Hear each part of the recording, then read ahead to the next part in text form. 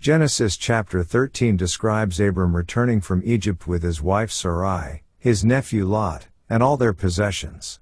They travel back into the land of Canaan, moving through the southern regions until they reach Bethel, where Abram had previously built an altar.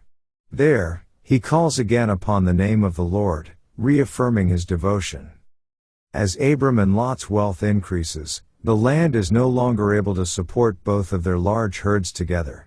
Strife begins to arise between their herdsmen. To preserve peace, Abram suggests that they separate, allowing Lot to choose whichever direction he prefers while Abram will go the opposite way.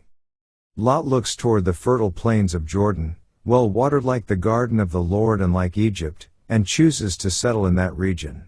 He moves his tents near Sodom, a place described as prosperous but morally corrupt.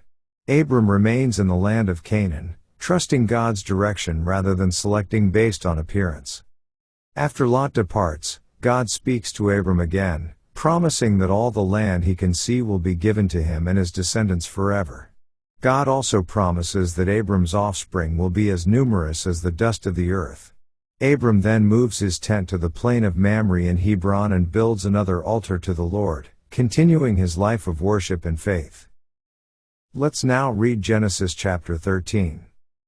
And Abram went up out of Egypt, he, and his wife, and all that he had, and Lot with him, into the south. And Abram was very rich in cattle, in silver, and in gold. And he went on his journeys from the south even to Bethel, unto the place where his tent had been at the beginning, between Bethel and Hai. Unto the place of the altar, which he had made there at the first, and there Abram called on the name of the Lord. And Lot also, which went with Abram, had flocks, and herds, and tents. And the land was not able to bear them, that they might dwell together, for their substance was great, so that they could not dwell together. And there was a strife between the herdmen of Abram's cattle and the herdmen of Lot's cattle, and the Canaanite and the Perizzite dwelled then in the land. And Abram said unto Lot, Let there be no strife, I pray thee, between me and thee, and between my herdmen and thy herdmen, for we be brethren. Is not the whole land before thee? Separate thyself, I pray thee, from me. If thou wilt take the left hand, then I will go to the right, or if thou depart to the right hand, then I will go to the left.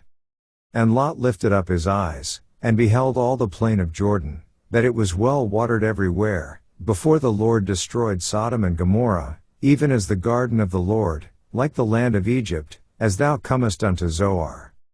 Then Lot chose him all the plain of Jordan, and Lot journeyed east, and they separated themselves the one from the other. Abram dwelled in the land of Canaan, and Lot dwelled in the cities of the plain, and pitched his tent toward Sodom. But the men of Sodom were wicked and sinners before the Lord exceedingly. And the Lord said unto Abram, after that Lot was separated from him, Lift up now thine eyes, and look from the place where thou art northward, and southward, and eastward, and westward. For all the land which thou seest, to thee will I give it, and to thy seed forever. And I will make thy seed as the dust of the earth, so that if a man can number the dust of the earth, then shall thy seed also be numbered. Arise, walk through the land in the length of it and in the breadth of it, for I will give it unto thee. Then Abram removed his tent, and came and dwelt in the plain of Mamre, which is in Hebron, and built there an altar unto the Lord. This ends our reading of Genesis chapter 13.